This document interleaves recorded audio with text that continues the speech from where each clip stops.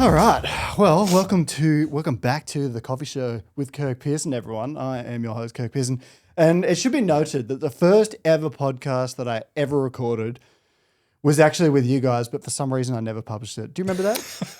The downstairs basement of St. Ali back in the day. I remember when you turned up with your equipment. And it was fresh. It was fresh. We had a hi-fi store just on the end of the street, which is clearly where you got all your stuff. Yes.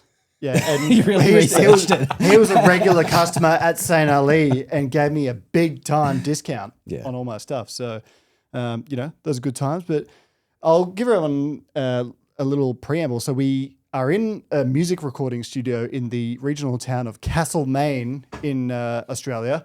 And this is where Jeremy Challender. This is where Jeremy Challender of Barista Hustle lives, and so we did a little excursion and rehearses actually. So we're in the music studio, and we just did a little experiment. I guess would you say it's an experiment? A tasting, blind tasting. And so a big part of what we're talking about today is pre-made espresso versus freshly made espresso for milk drinks. So at my cafe, Project Zero Coffee, every day, towards the end of the day, we pack up the grinders and things like that. And towards the end of the day, so we don't dirty things up, we squeeze pre-made espresso into a cup and then milk on top of it to make all of our lattes, flat whites, if you will. And not one person has ever detected any difference. Not one person has ever noticed any change. And Matt and I have been working on this for quite some time. And we just did a little experiment where we tried to guess what was pre-made and what was freshly made by Lloyd Meadows of Tortoise Espresso. And I think more often than not, we all preferred the pre-made espresso. I wouldn't go that far. Well, on average, we selected our favorite as being the pre-made. On average. It was absolutely not worse. Yeah. And completely retailable. And it was quite difficult to tell what was freshly made and pre-made. Yeah. Not really. Okay. Yeah. I think I picked every single cup right in terms of pre-made or freshly made. But that's not what's important. What's important is, was it worse? And it wasn't that much worse or better. They were quite closely in terms of quality. I think they were quite close. Yeah. You had a marker though, right? You were sort of using crema, the presence of crema. Lloyd is such a good barista that we actually visually couldn't tell the difference between espresso that was a day old and espresso that was fresh. No, but the taste. But the taste, it was. I think it was quite obvious that there was a harsh, fresh, kind of like CO2 bitterness to the fresh espressos from the fresh crema, and that was just quite obvious. Yeah. I wondered if the pre-mades were milder. Yeah, they were milder and softer and smoother and more gentle. Yeah. Whereas the worst parts of the fresh coffees were worse. So it was like I feel like they were more variable, more harsh, more intense. Yeah. And if that's what you're looking for, then cool. But if you want smoother, softer drinks, then the pre-made is perfectly acceptable. Yeah, and it really is. And to a lot of coffee professionals, I've given it to them without even telling them what happened, what I've done to it, and they've really enjoyed the coffee. They'll say gushingly, "Oh, this is great," and then you tell them after, and they're like, that it was pre-made, and they're like, "Really?" So, and in your case, not just pre-made that morning sometimes, right? The day before, or even older sometimes, right? Yeah, I've had it up to a week old, and we kept some for up to a month. And it does alter after a month. It does taste quite a bit different, but like it's not bad. Safety wise. How would you describe the taste of month-old espresso? It just kind of had, I don't know, it tasted a bit gingery. Like it had this like gingerbread kind of flavor to it by the end of it. So, I mean. And did you notice any more bitterness?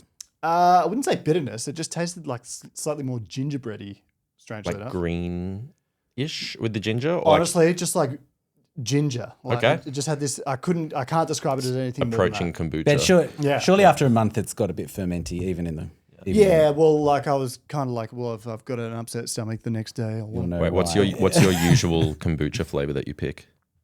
I am like a raspberry kombucha guy. Not a ginger kombucha kind of guy? Yeah. Okay. All right, my hypothesis is null. Anyway. but I think this is a really... Sorry, continue your thought. I know it's going to be important. Well, I was about to say, I think this is a really interesting kind of fork in the road for coffee or specialty coffee, right? Because this is a perfectly tasty and acceptable way to drink a flat white, a milky, a coffee, whatever. But I think the battle will be PR and perception. Yeah. Because the way we do it at the shop is actually to make it manually on our Lamazocco linear PB using Malconic grinders.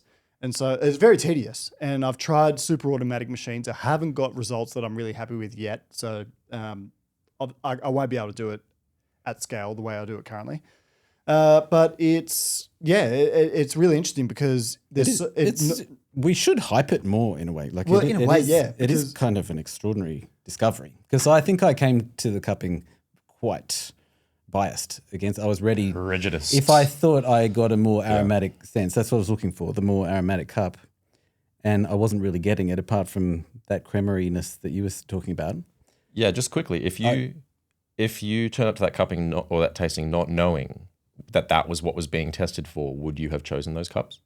No, I couldn't. I don't know if I'd do the cupping again and pick the same cups I chose too. So no, what I mean is, if you didn't know that that's what we were A-Bing, would you pick the smoother cup instead of the more aromatically intensive cup? There's every possibility. Yeah, okay, interesting. And knowing that there was going to be a little bit of difference in temperature, because we know that the best way to store, we ran this question past Dr. Anya Ryan about, is there an optimum way of storing espresso?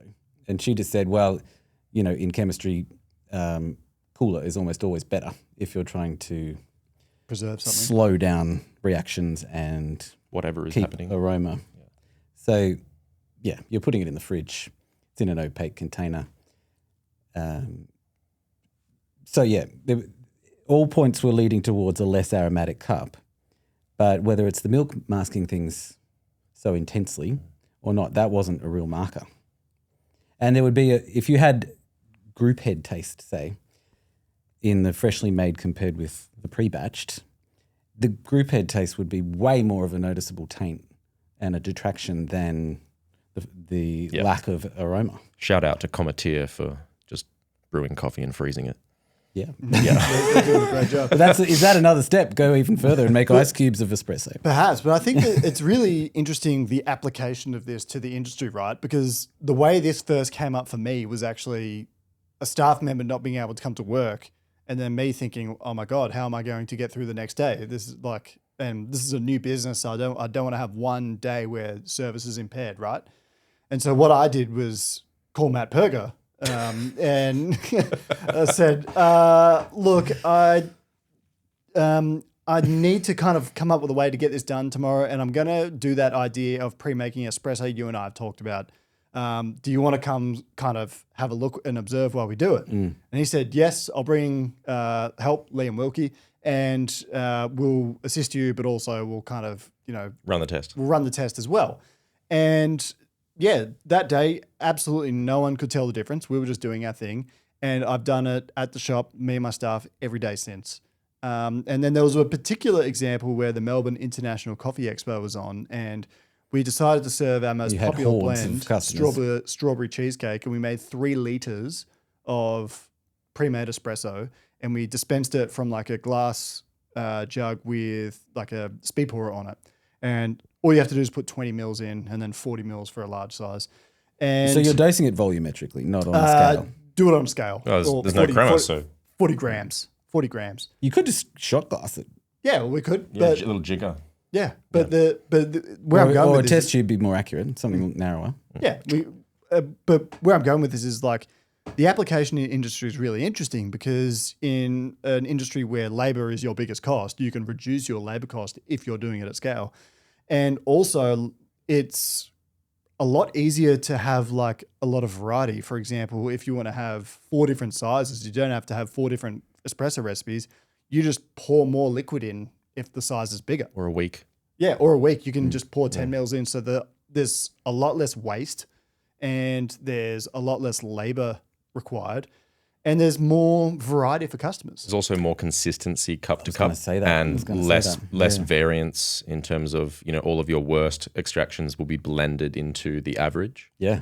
So that maybe they'll the drag. channeled shot is blended with the rest. They'll get blended in, but at least you won't have one horrifically bad coffee that you didn't notice that then one customer will have inevitably and then never come back or give you a bad review. I should give a bit of credit to Chris Mabry from Beta Espresso in Sydney as well, because he and I have been sort of discussing this for about 2 years. I've implemented it at my shop, and then he's opened his shop recently. He's doing it as well. So he's definitely involved in this space. Yep. But what do you kind of see the future of this being, starting with you, Matt? Well, I mean, we've got Cometeer. And at the other, I guess, at that end of the spectrum, we also had Sudden Coffee when Kalle Fries was making espresso in a factory and then freeze drying it. I believe Axel's doing similarly at the moment with their instant. Make instant coffee, yeah. Yeah, well, Sudden Coffee was instant. So that's obviously already happening, and there's various other instant companies that are doing things like that. So extracting coffee, getting the solubles out, and then getting, and then storing that somehow is already happening. We're just doing it at different. This is like the dried pasta, make it wet again, semi-dried pasta, fresh pasta. Like make the wets dry, make the dries wet. Also, it's a billion times nicer than instant, though, isn't it? If it's only a day, you could almost. It's almost like it could be a fresh product in the supermarket, which would taste heaps nicer than a spoonful of specialty instant. I mean, there are coffee concentrates at the supermarket. Some of them are rubbish. So, we've got this huge spectrum of ways to keep coffee longer, and this is just fitting into a certain spot on that spectrum. And until now, it is. I would still say it is verboten to have espresso, lasting more than a minute. And maybe it's not actually verboten. History note: apparently, in the American Civil War, that was when instant coffee was first tried to distribute to soldiers, and it was liquid form. Okay, and it was gross. No doubt. In order to go forwards, we needed to go backwards. Don't know how they would have stored it. I bet it was just really potent, like really concentrated, Slurry. but not dried. Yeah, like sludge. Yeah. And it was probably shelf stable because it would have been so acidic. But I think in terms of scalability, it's for me, for example, if I'm opening, say, for example, 5 coffee shops, all I need now is a production site to make most of my coffee. The savings of purchasing equipment like, grinders, you don't have to have multiple grinders for multiple stores. You just have a smaller espresso machine if you're making black coffee, because this cannot be done for making espresso. The savings going forward, hypothetically, is actually enormous. So you're saving on labor and you're saving on machinery. Jago as well. Jago coffee? Yeah, because in Indonesia? They're doing something pretty similar, right? Yeah. Yeah, so they're brewing a 3 or 4% concentrate at HQ, and then that goes on the bike, and that's actually very respectable quality. So I was in Jakarta and I got to interview Yoshua Tanu, one of the founders of that, and tried the coffee, and it was actually really, really good. Yep. So to bring anyone up to speed, Jago Coffee is like I guess you call it a franchise business over in Indonesia, where basically they have carts in Jakarta, because carts is actually how most people get around, and serving food off carts is very popular over there. It's a big part of the Jakartan food economy. And it's incredibly mobile, and these drivers, Jaguans they call them, actually can see where customers are and get through traffic on these vehicles and kind of go and make coffee, and it's really, really effective. You can get a V60 on the side of the road too, which I got. So very, very fascinating. Yeah, love that. So Jem, now your turn. How do you see this applying, and what's its use in the future? I don't know. I presume you guys are pulling pre-batching shots in the same way you would make them for a customer, right? Exactly the same recipe. You're just making loads in a row. Mm-hmm. So that you'd think the future is batch espresso brewing in a much more easy way, right? Mm-hmm. I know you guys are talking about prototyping There's ways. Should we discuss that? No, I mean it's almost non-existent. Because do you remember the Klaus Thompson photo I sent you from? He visited a coffee shop in Mexico. Okay. Yeah, I do. Yes. We can show your viewers some slides. Jamie, pull that up. It's a portafilter this big, saucepan size, handheld tamper, like a great big stamp with a big thing over here, and it's some pretty good close-ups. It's on Klaus Thompson's Flickr from about 2006. Yeah, and then you see a shot.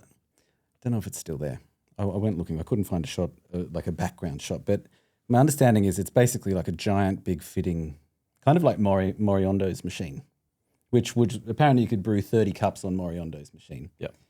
Not that any survive, but 1886 or 7 batch brewing, sort of pre-espresso machine, and then we don't know at what point espresso became just single serve, but the word espresso predates that.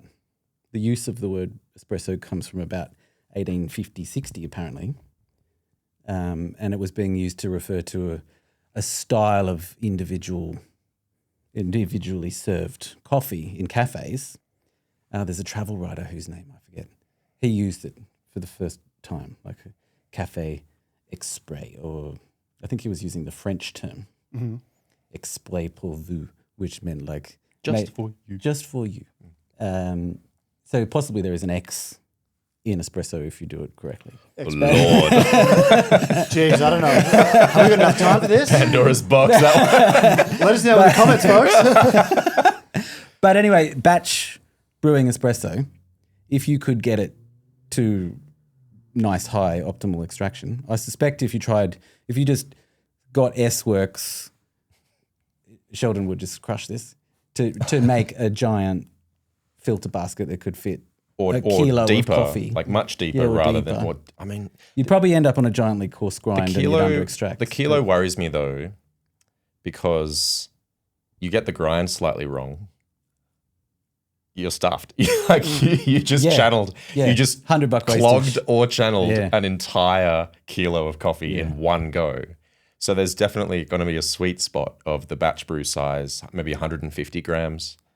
But current espresso machines aren't designed to dispense 150 grams of water at pressure, at temperature. So there needs to be a change in the equipment and how the machine works. And no one's going to be knocking out 150 A saturated group head would just cool down too much. Yeah, you would need the body of water next to, in almost like a kettle sort of scenario, sitting right above the grinds, almost like a stovetop, I guess. Flash heating, like the tone, would be the way. Like a constant flash heater in through the... But you need a flow rate that's, if your dose is 5 times higher, you need a flow rate 5 times higher. And the energy requirements to heat that water instantly would be 5 times higher as well. So there are challenges with batch espresso. Well, so we should pose a question for you. Like if you could only get 16-17% extraction yield, but you could do it all in one go, I'm assuming you're going to under extract on this level of batch unless you put too much water through. Or it could crush it. It could be You'd great. be surprised. Could be great. Most of flat whites that you get out and about are probably 16 and 17% extraction yield. But if there was a drop off in extraction optimization, would you still go with it because of all the wonderful efficiencies? Well, I think concentration is more important. Like if you're getting the flavor that you want, like having it at that concentration where it still tastes good, because you can, again, now you can adjust the volume that you're putting in. Like you're not just bound to an espresso shot and putting milk in it.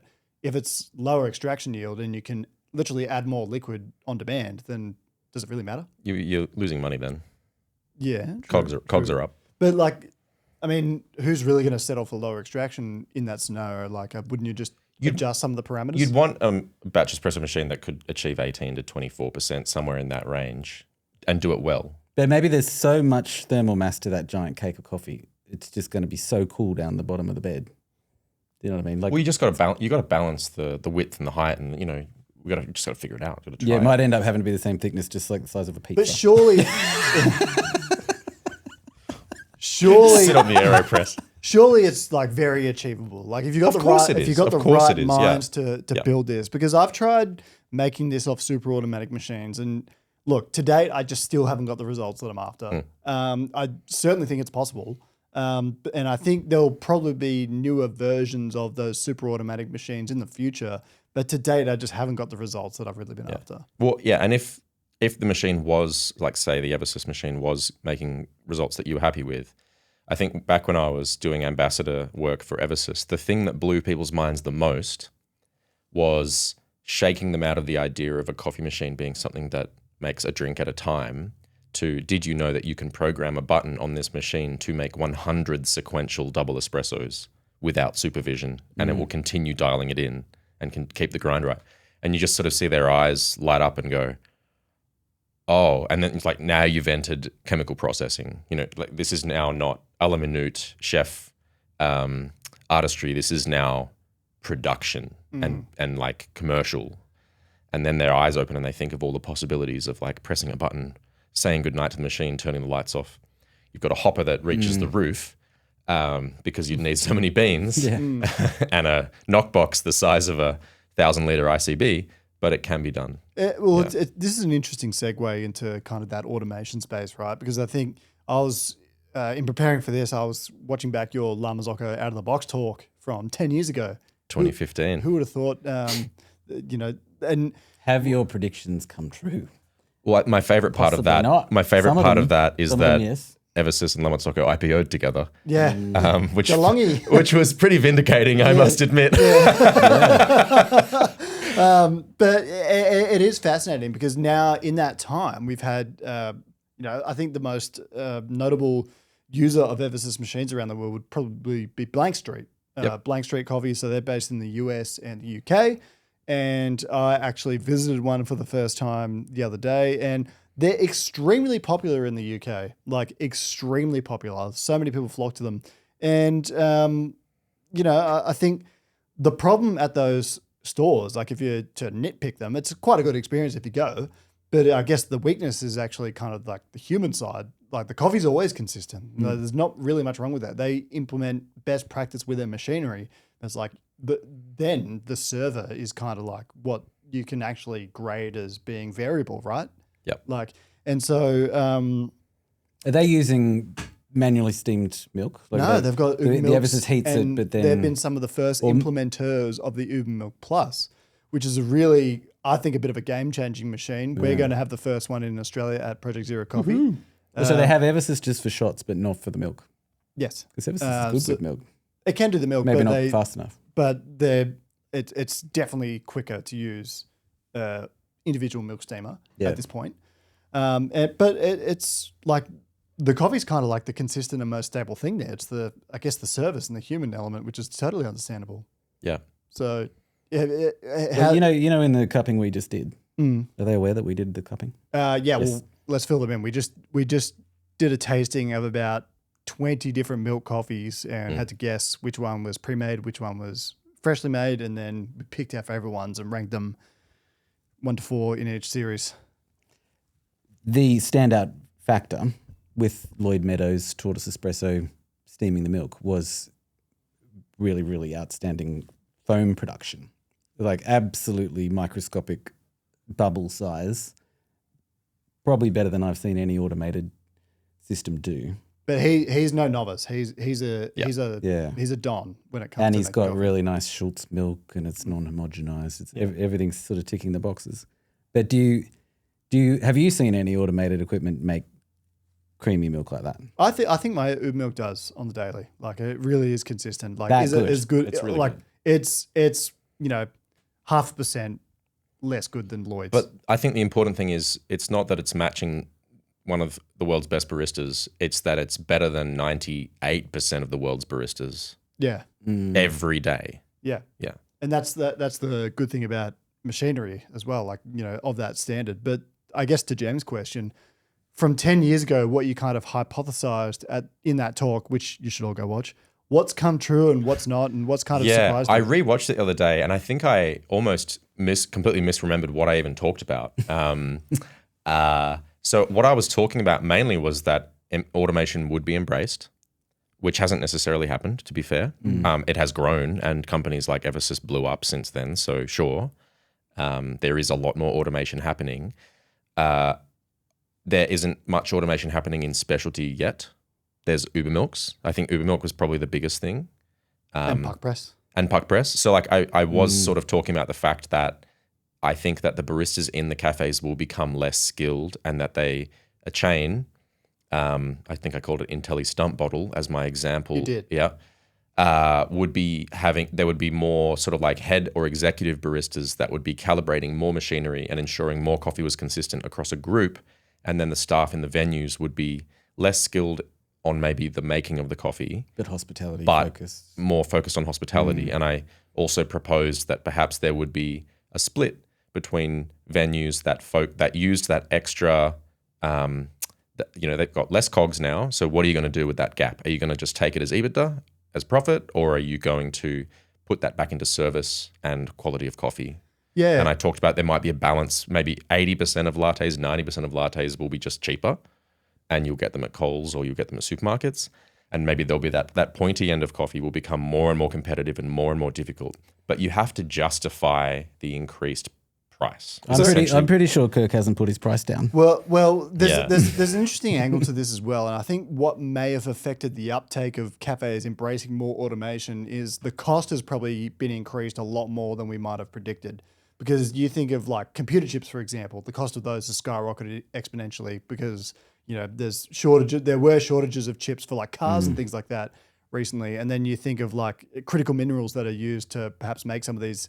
The value's gone up so high, and then and green coffee costs. Green coffee costs as well. So like maybe what's probably inhibited uptake is probably the exponential cost increase. A grind by weight grinder in Australian dollars now is like 7,000 Australian dollars. But did the grind by weight grinders completely take the market by storm immediately as soon as they came out? Pretty much, like it's the default grinder overnight. I would say yes. Yeah. Well, like I guess the uptake of those is huge. Yep, and that's automation. That's a super automatic machine is not the only automation. Just proving me wrong so quickly. Yeah. Wow. Yeah. No, I like it, but you are right. Yeah. Because every single grinder I've got for espresso purposes is ground by weight. Like these days, to be pretty blunt about it, many baristas are literally a XY gantry robot that moves a portafilter between 4 benchtop appliances that are calibrated and work well. Like that's that's not greatly different from a chef that takes. I'm not saying it's bad. I'm clipping this the one. garlic. Yeah, you're sorry guys, but like that's the technology has taken the tamping from you, and then it has taken the weighing of the portafilter from you, and so you can either the public demand that the barista can I ask though, pours the beverage. You can be butthurt about this, or you can be happy that it's easier. What barista really misses manually tamping? Exactly. Like who wants to hurt their wrist like that? What barista really misses? What was the other one you said? Like weighing coffee weighing time, portafilter hundreds of times a day. I look at baristas that are using GBW grinders now, and I'm like, oh my god! Like the number of portafilters that I've teared and weighed over the years, like it's lush, but the romance and the artistry and all that sort of stuff is gone, and you need to reapply those efforts somewhere else instead of just being butthurt about becoming an XY robot along a line of benchtop appliances. Oh, it's like when sommeliers lost the corkscrew, and that was sad for them because they had a bit of protocol about it and they were quite proud of the way they did. Yeah, it. for sure. But they got on with it, didn't they? Yeah. And we still, if anything, the job role is more popular now. Yeah, and more celebrated. Yeah, because they get to focus on this beautifully long menu of when I open the bottle, it's going to taste as I say it will, and then they get to actually the sommeliers actually get to focus on terroir and where the wine's coming from and why it tastes the way it does, instead of baristas spending all their time futzing around with a bloody tamper or like changing the grind because they open the door and the humidity's fucking whatever. They're faffing about with because coffee is such, the effort is backloaded, whereas with wine the effort is front loaded and then put in a bottle and stored. We're backloaded, and so we celebrate the sommelier's knowledge of the product, not the beautiful way ability they pour to it out. screw a Stelvin lid off a bottle. And if they spill it, but I guess the sommelier's skill is knowledge rather than like ability to make something, right? Yeah. Like it's memory and associating a taste with what a segue that could be. Do it. The knowledge. The knowledge. Hold on, we're almost there. We're celebrating knowledge. We're almost there. But like I literally could not name one barista that I've worked with, past or present, that would prefer to be manually tamping or prefer to be manually weighing things. And Oh, well, listen, what about Bronte and Lloyd from earlier? Well, because I went and asked them when you guys were setting up for the pod. I went back and said, would you, based on those results, because they both participated in the tasting, aced their tastings and had preferences in each direction, not always for the fresh or for the, for the pre-made. So I said, would you consider it? Because and Bronte was like, oh, yeah, probably for cold drinks. I mean, I've been hassling Lloyd to try and do pre-made, at least for iced lattes. For years, it's a running gag between us. Yeah. You know, every time we do a test, if we're testing something for a Barista Hustle, I'm usually saying, oh, well, you should save these espressos and pour milk into them. And he's like, come on. So that might change his mind a little bit.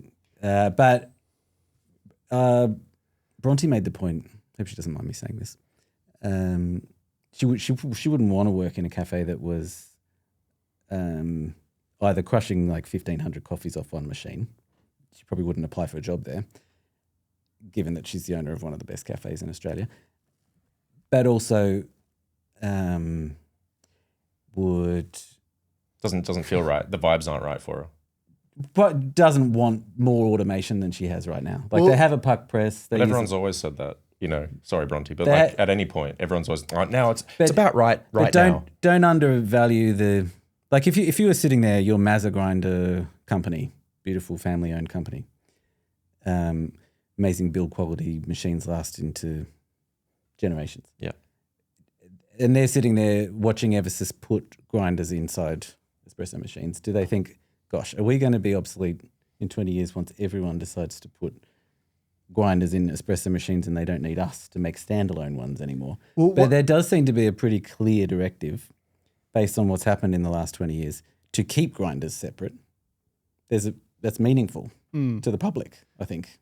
Yeah, well, I mean, and actually that's with home espresso making, like having a separate grinder has always been like, because a lot of us say like it's more valuable to have a good grinder than a good espresso machine. So there's certain scenarios. The public love seeing coffee get ground. Like, yeah, and I enjoy the ritual of it as well, and getting to smell it, the look of it, the smell of it, the texture. bit of Austin Powers Gold member to quote you there, but there was something interesting. Well, your cafe may not have the same smell as another cafe. Like that's not to be underestimated. Just that constant grinding explosion or sound of aromatics. You're not going to have that. Yeah, there might be a subconscious you're sound. You're just going to have the well. AC. Before we move on to you're going to have to inject esters into the AC. Before we move on to the knowledge part of the segment of the podcast, I wanted to ask Matt, because you had this really interesting quote about baristas being geeky about certain things, and I kind of feel like baristas are less geeky about coffees these days than home baristas are, and which kind of has hurt coffee quality at the cafe level.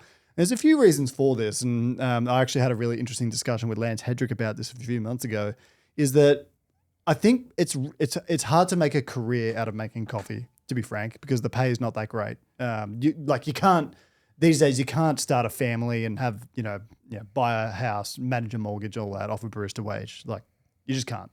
And so I think in some ways, maybe this automation that we have has inspired baristas slightly less to be better at their jobs. Agree? Disagree? Yeah, there's definitely like the less artistry, less. I guess you're not going to be looking up to industry professionals who have obviously high levels of skill and wanting to emulate that or like strive towards that.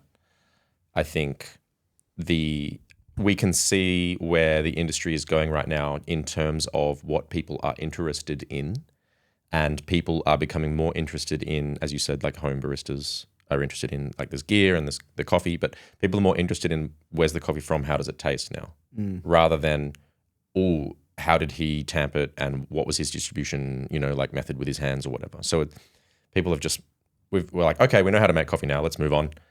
Let's get interested in something else. And perhaps that means that the making of the coffee is not as romanticized and therefore not as valuable, or even when it lower was status. Even when it was peak romance, you could say maybe 2012, 2013, 14, 15. 2010, yeah. Somewhere around then when the public was discovering flat whites and single origins and geishas.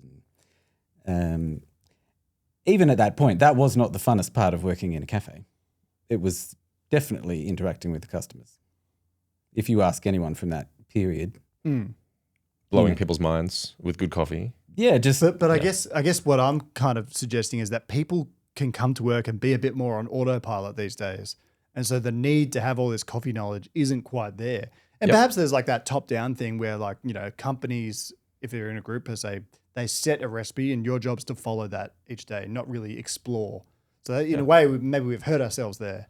Yeah, but we had the Wild West where it was like everyone was doing a new recipe every day and you were dialing in every day. And it was like the reasons that it was so rough and so random was because we didn't have the systems and the tools. Now we've done the systems and the tools and we know that consistency is better than randomness. And you can, if you're consistent between a roastery and a cafe, tell them to do a recipe and the recipe will taste the way that you want it to. So before you were relying on the staff member at the cafe to get it right, now you're relying on them to get your recipe right. So, if you're doing a business and you want consistency and you'd have a command control model or, like you want the venues to be the same as you want, that's just going to be the way it is. Well, listen, do you remember, I don't know how good you guys are at multitasking, but do you remember when you were absolutely crushing a queue at that time while still trying to maintain conversations with your regulars as they moved past? And every now and then you'd forget a drink, like if you didn't have a chit system, like it was all... Especially even before that, volumetrics, yeah, like manually tills. stopping shots. Yeah, even money belts. The coffee and the weighing was almost a distraction from good hospitality. Yeah. So if anything, like I would say baristas are just breathing an absolute sigh of relief that they can finally engage without all this distraction happening in front of them. Sometimes I like to say that throughout the 2010s, the coffee section in a cafe almost became a back of house section. Yeah. Whereas previously it was a front of house customer facing section. It became so specialized to get it done right that don't talk to me. The people behind the counter had to be head down concentrating. And now with all of this technology, the heads can come back up again. And sure, you're not focused as much on the futzing around with the numbers and the weighing and everything, but that's been relinquished. Would you say coffee's better now than 10 years ago? Because I wouldn't. Yeah. Absolutely, it's better now. It is. Come on. It is better, I think, average. Miles but better. I think average, yeah. Absolutely miles better because people learned to roast. That's the main difference. And there's like cheaper color meters, cheaper TDS meters, like cheaper equipment sometimes. Vastly more variance in flavor range as well. But my contention with this is it's better for all those reasons, but I think where it's on aggregate kind of declined is that we purchase lower quality green. Particularly in Australia, because the cost has gone up so much. The competition, like I guess the demand to purchase green coffee means like the average, blend now consists of what was seen as lower quality coffee. Sure. So like you probably bought, 84s for your blend, 10 years ago. But 10 years ago, if you had a peanutty 88, that Kenyan peanutty coffee that someone had completely underdeveloped and was turning into an espresso for you, that would taste rank. Now, if it's an 83, but it's really well roasted, probably tastes nicer. Yeah, but I just feel like, and we always talk about coffee that we had at St. Ali nearly 10 years ago, and I just, I'm sorry, but that was like the golden age of coffee for me. I don't know if I've had better across a year. Nostalgia. It could be hedonic adaptation. Like I wonder that sometimes, how often I was getting my mind blown. Definitely hedonic adaptation is potentially a culprit there, but I think there is a lot of green that is lower quality at the moment. Well, we were lamenting how long it's been since we've had a good Kenyan, but that's widely reported. Yeah. Kenya had some bad years there. Yeah, and same with like natural Ethiopians. I just don't think they're the same anymore. All the best cafes in town, the best roasters are more than ever passing on that margin to the customers. Like they're passing on that expense. So I don't think we're seeing a great big dip in quality. Even if in the house blend, I think this was already happening 10 years ago, where people realized, oh, look, all customers in Australia want is milk in the drinks. Yep. And they can't taste the difference between an 85 and an 83. So let's all get 83s. That's what they were doing when I moved back from England. Yeah, for Every sure. last one of them. I would argue, and this could be the segue into education topics, that over COVID, there was a lapse in mentorship and handing down of the knowledge. How so? What's it like? I think, I don't know if this was obvious to anyone else who was in the industry before COVID and after COVID, but there was a big shakeup in who was in the coffee industry. Like lots of people left, lots of people joined. And a lot of the mentorship that was gradually happening, and a lot of the, here, come taste some coffee with me. See this tastes bad. This is good. That's a fault. That's good, whatever. Yeah. Did not occur for a few years. And we lost a lot of institutional knowledge, and a lot of mentorship didn't occur. Yeah. And there are errors being made across the board in the industry now that we thought was common knowledge not to do back in like 2015 through 20. And it seems like the same mistakes are now being learnt again. And I thought that we would have gotten past that. Do you think that comes down to losing talent because people can't effectively make a, I guess, financially meaningful career out of coffee? There's a bit of that. There's a bit of losing people just through attrition. There's also a bit of the industry is growing quickly. It's kind of like if you've got a company that's growing very quickly and you're trying to onboard people, how do you teach them all the company values and the mission and whatnot? You can't really, and you have to face up to some loss of alignment. Could be that kind of effect as well, because specialty is growing. Well, it's interesting you say this, because I think like you look at, I guess, a company like Starbucks, where their revenue has gone down quite significantly in the last few years, and it's like because of consumer trend. Like it's not for like any particular reason, although there's people boycotting them and stuff like that, which, you know, you can Google that if you want to know more about it. But there's customer thoughts and sentiment has shifted a lot as well, in line with what you're saying. And Jeremy? they've just got so many more competitors. Well, China's the perfect example. Well, yeah, you think about luck in coffee right now and talk about automation in coffee. Like, I think they've taken it to such an extreme where obviously they can scale so quickly. They're opening, I think they've got 40,000 stores now, and something crazy. It could be like 20. You were talking about that with Hoff on the pod, weren't you? But they just opened, That was I think they opened like 3 a day or something, like 3 new shops a day across the world. That is wild. It's absolutely insane. And their purchases of commodity grade coffee influence the entire C market. I remember they purchased like $2 billion worth of coffee from Brazil last year in one hit. And then the C price just, that was at $2.40 they looked it in at. Yeah. And today, I think I checked this morning, it was $4. So, what they do influences coffee hugely. But I want to go back to your knowledge. So can you continue on that? This was the segue moment. Yeah, this is the segue. Sure. I tried to get in there 15 minutes ago. Yeah. I went full Dikembe Mutombo. Yeah. I'm glad Not we yet. did. What do you want to know? I mean, well, you said we lost a lot of knowledge during COVID. yeah, I just feel like there was, the same with the work from home thing in all industries. There's been a severe lack of mentorship, and I know a lot of people have talked about this. I'm not the first one to bring it up, but with work from home comes a lack of face-to-face knowledge sharing, and in the moment, just sort of like bumping elbows, and specifically, I think because coffee is a sensory product, sensorily, you taste it, you smell it. We're missing out on a lot of, hey, you come here, taste this. See, this is what I was talking about, or like learn about this. And with the automation of, or with the introduction of recipes in cafes and more automation in the gear, you have someone from the roastery turning up less because you're probably going to be just like making it to the recipe more often. So there's less interaction between the cafe and the roastery or whatever. So which means there's less of those off the cuff remarks and tastings that used to be happening as we streamline and automate and move along in that direction. Which means we need a vehicle for understanding. Well, this is probably a good way for me to reintroduce. We've got Matt Perger and Jeremy Challender here from Barista Hustle. Now, give us the elevator pitch of Barista Hustle, Matt Perger. I think we're the world's largest online, or anywhere really, maybe coffee knowledge resource.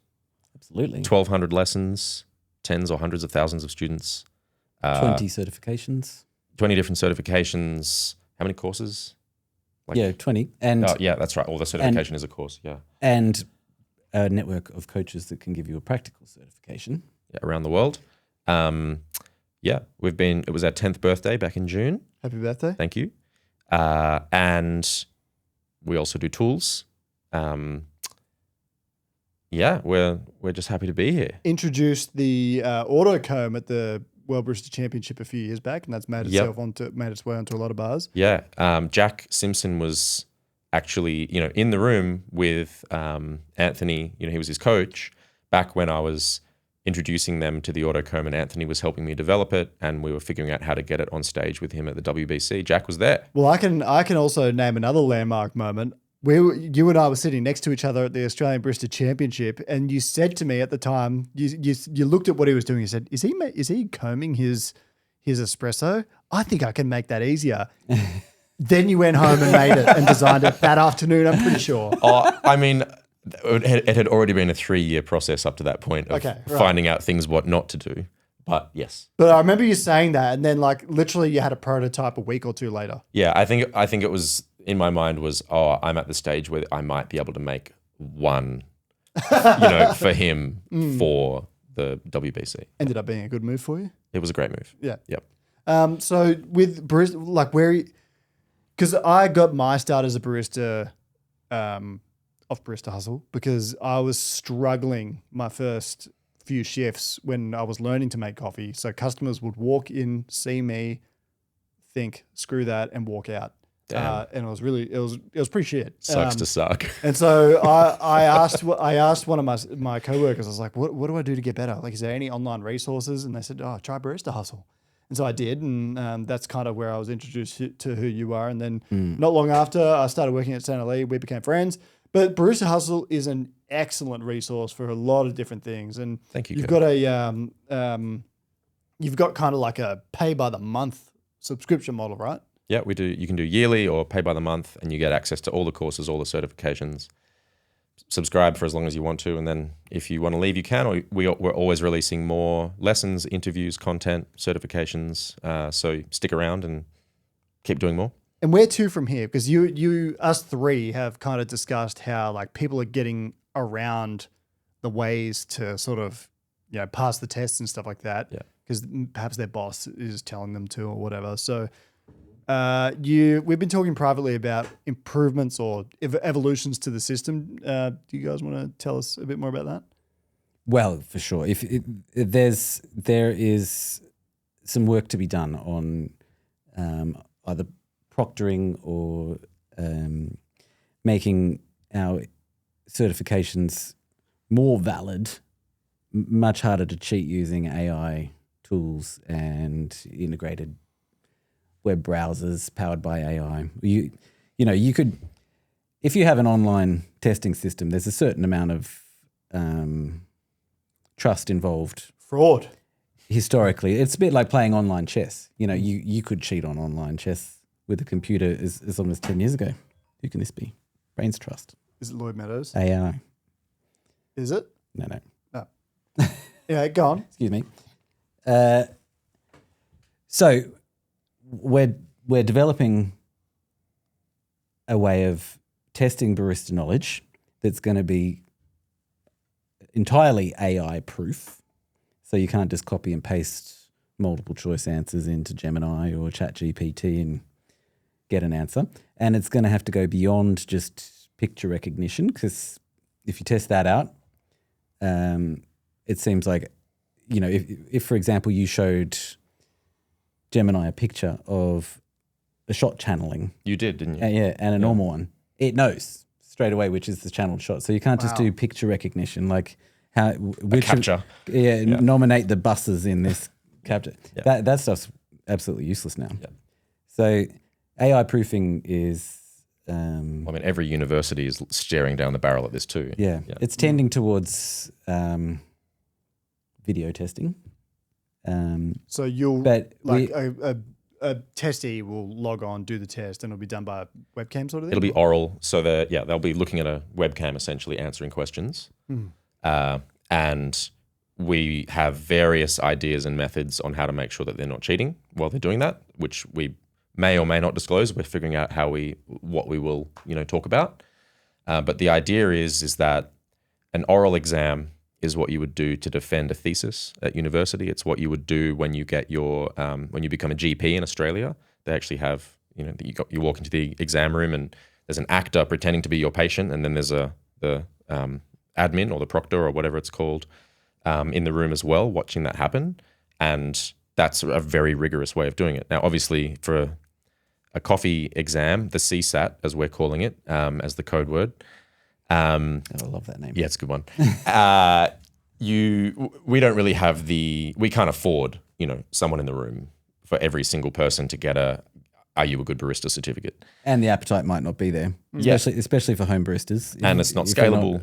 Applying for jobs. Yeah, it's not as accessible. It's not as scalable. So we're working on ways to make it essentially like a web. And why are you doing experience. that? Like, because you want to have more integrity in the tests? Like, So, you want to be trusted?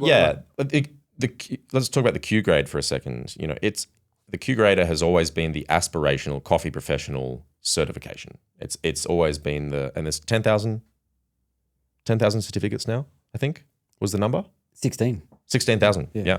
So there's a lot of coffee professionals who thought that is a certification that I want to get and it's going to help me in my career, and studying for it is going to help me become a better taster, and getting it is going to help my career. We do not have another certification in the coffee industry that a cafe employer will look at your CV and say, yes, you have the Seesat. I'm going to put you at the top of the list to hire you. Now, obviously, we have the SCA barista courses. We have the Barista Hustle courses.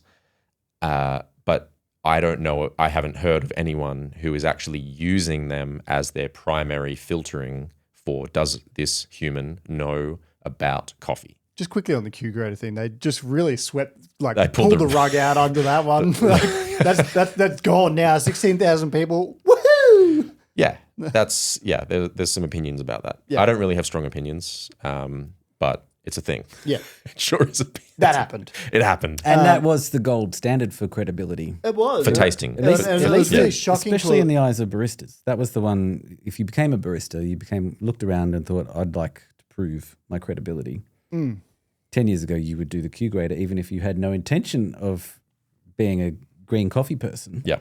Just to prove that you were a bouse. Yeah. But I guess, heading back towards kind of coffee certification and its values, I guess there's a huge lack of credible coffee training out there. And I see it we see it all the time in Melbourne, where someone moves here because they have kind of these ideas of, learning how to make coffee here, and they think, I'll go do a coffee course.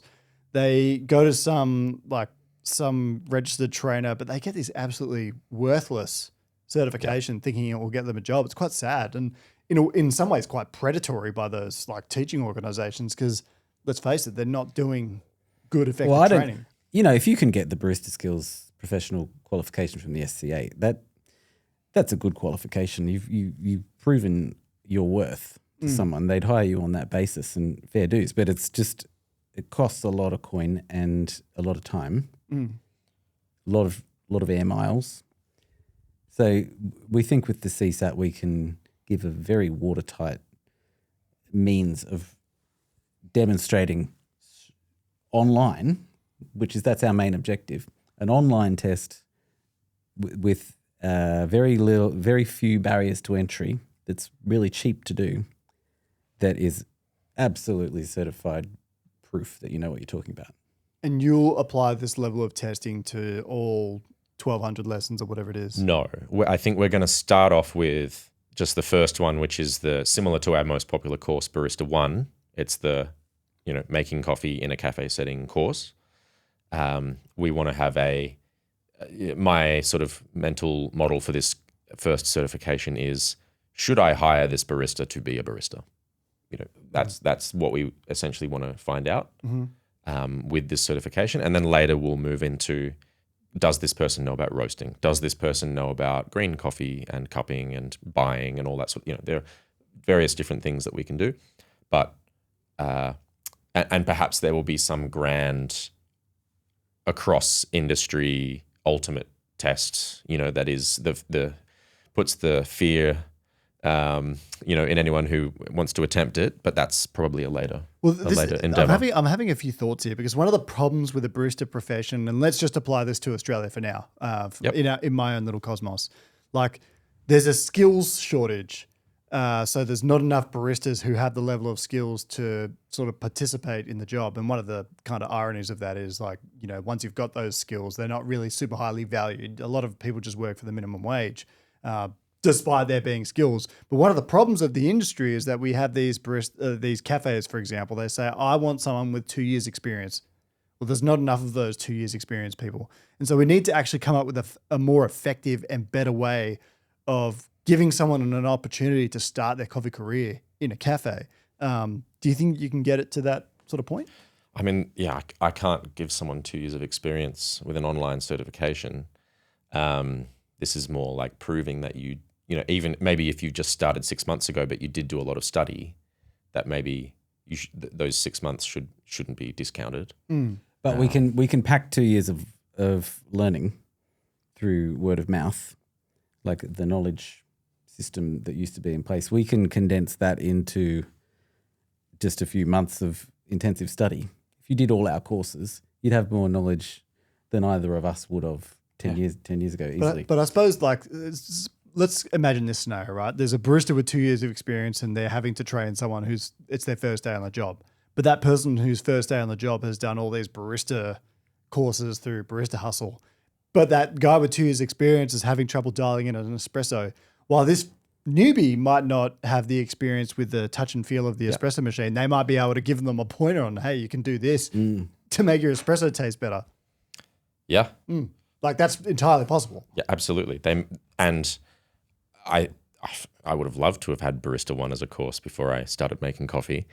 But this is why we also have a network of in-person coaches around the world, is because there are just some things that you can't do online. And no matter how many books you read, you need to taste some coffee and you need to walk into a school and actually taste something. You know, we have ideas for the speed running someone from zero to being an effective barista that might be more effectively taught offline rather than online. You know, we're an entirely online school mostly, and then we have these physical Barista Hustle certified sort of coaches around the world. We can only do the online theory stuff. You know, that is the limit of what we can do on the internet, and then there needs to be something else in person. Yeah, well, it's good to have this knowledge base, and like I need to start doing more of the courses myself because I'm sure there's something even I can pick up. But like you're saying that you've got, have you got one in Australia, a coach that does this training? Who's in Australia? Yeah, we have one in Bendigo. Yeah, right. We also have Toby Smith. Toby Smith. The Toby Smith. Is it Toby Estate? Toby Smith? Yeah, right. Founding father of Australian specialty coffee. So he's teaching people how to make coffee these days. Yeah, up in Bellingham. He's a BH coach. Yeah, right. And he has a roastery. Is it still Toby's He's a partner Estate? in a roaster. Oh, different one. It's Definitely Toby and what's her name?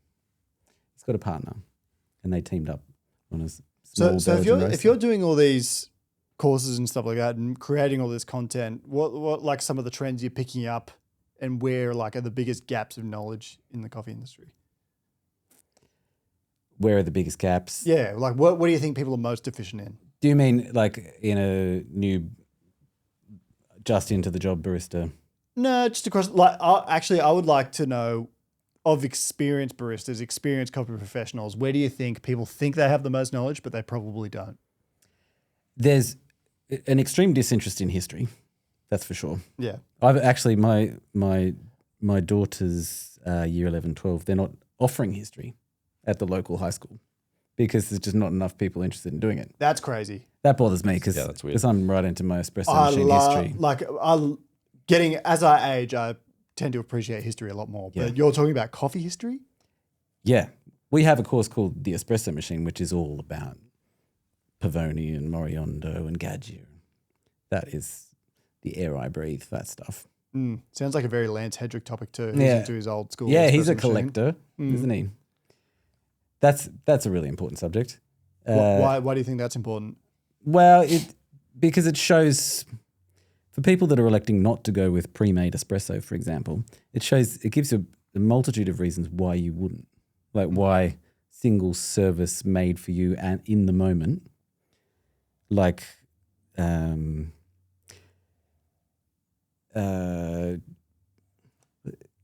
trying to remember that. Seth Godin, is that his name? The influencer? Marketer, yeah. He did this really nice blog post a few years back about toast. Just like, what's great about toast? Like no one buys pre-made toast. It just doesn't exist as a thing because its expiry is 30 seconds. just a few minutes, right? So he was trying to say, maybe the general message was if you have something that is that precious and doesn't last Ephemeral. for that long, then you should nurture it and let people know how special it is, or that they're just gonna know how special it is because that flavor cannot be replicated in any other way through any means. You can possibly automate the production of toast, but anyway, it means something to the customer because they know it was intended for no one else in the cafe except them.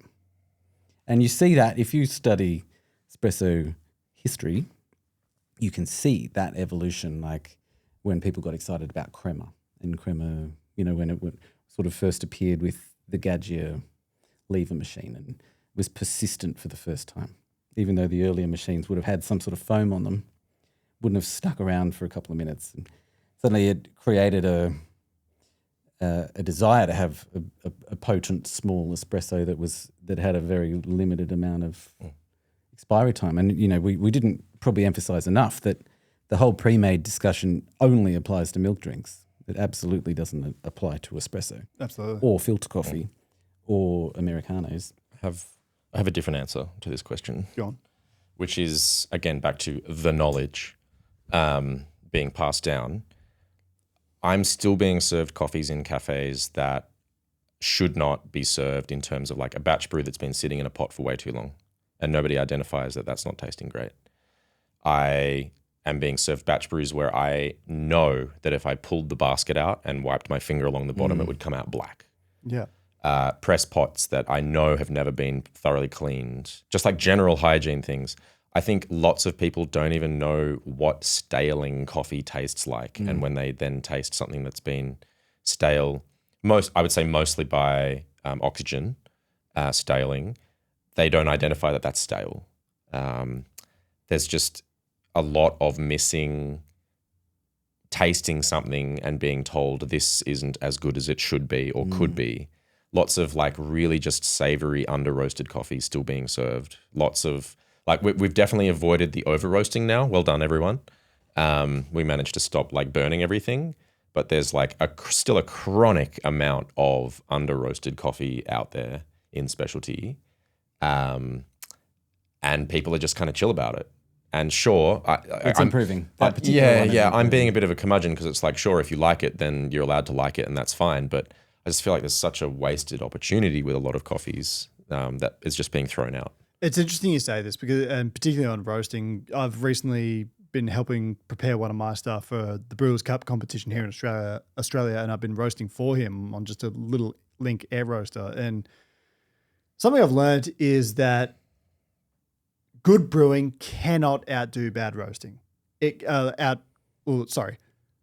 brewing cannot fix bad roasting because it's just impossible. Like good roasting cannot fix bad green. That's 100%. Like there's so many things you have to get right in the coffee supply chain, but good brewing cannot fix bad roasting. It's just like roasting is so important, and there's a select few that are really, I guess, savants in the industry. Obviously, Scott Rao is one of those people that I've never had a bad coffee from him. He's just so good.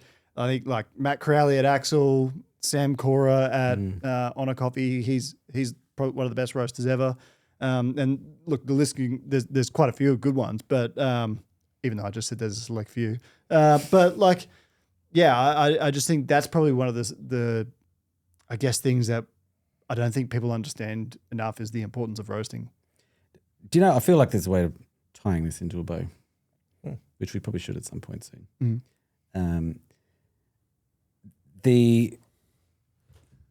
You look at Hide's beautiful cocoon concept, this brew bar, right?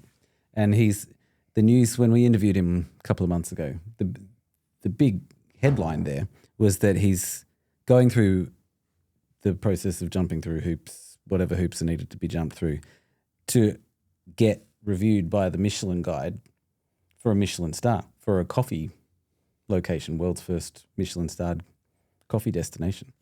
And, with your interest in extreme speed with quality, which I think you could say that's true of some prominent fast food burger chains. They're not disinterested in quality or cleanliness, but they're mainly interested in extreme speed. So I feel like the coffee industry is getting possibly stratified into a very similar pattern as the restaurant world. Do you know what I mean? So we've got quality-focused fast food coffee places. We've got potentially Michelin-starred concept shops. And then you're seeing independents like Tortoise probably trending up towards special, potentially Michelin-starable, maybe not 3 Michelin star, which is what Hide would deserve. But you're going to see these sort of destination cafes in each town that are extremely focused on not having dirty brew baskets. You're going to see the ones that might just be happy being a greasy spoon, pumping it out, 83s.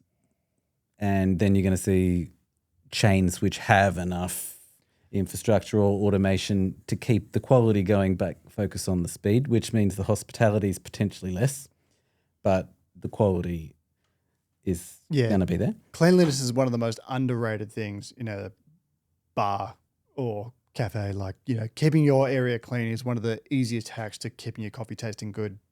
So I would 100% agree with you there. Like that.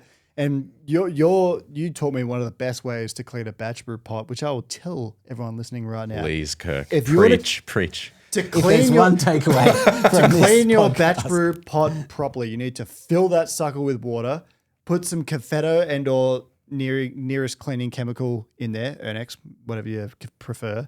Put the steam wand in that sucker from the coffee machine and turn it on until it's squealing Dementor style from Harry Potter. Correct. Like, you need to that is the best and most effective way, and then purge it back through the rod. Yeah, So you clean. if you have a press pot, Yeah. and you shouldn't just throw it out, but if you do, pass all that water through. So you're cleaning the rod as well. Clean your press pots, guys. Please, Thank you. do it. If nothing else. Yeah, and soak them from time to time as well. But that is one of the easiest and most effective ways to make your batch brew taste good. Here.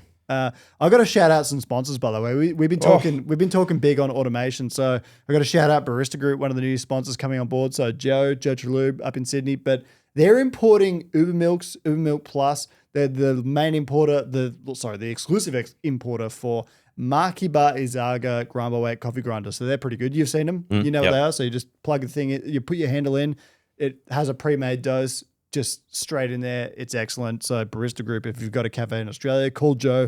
They'll sort you out. Also, I got Oatly, another sponsor. So one of the best oat milks on the planet. So Very good. They're supporting the Congratulations. podcast. Thank you. And thank you to them. And then, of course, Time More. We all love Time More. So if you need a kettle, hand grinder, they got great Electric hand grinders, grinder. electric grinder, many other tools. You can go to timemore.com, visit your local distributor near you. So they're all the sponsors of the coffee show. Maybe we should sponsor Kirk's podcast. Well, he actually is a member of my VIP membership club. Okay. So he has the opportunity to do 20 certifications. All right. So I think we're already a sponsor. Well, if you need some online education, go to baristahustle.com, because there is actually a organizational one where As a business, so we can sign up as a business to Barista Hustle and give it to our 20 staff. Big Black Friday sale coming up. Big Black Friday sale coming up. Of So, epic and I'll probably proportions. get this released. Today's Friday here, so I'll probably get this released on Monday. I want to get this one out quick. incredible. Big Black Friday sale coming up. So get onto Barista Hustle for all your online educational needs. What's one thing you want to sign off on, each of you guys? What are you going to lead the listener with? Starting with Jeremy Challender.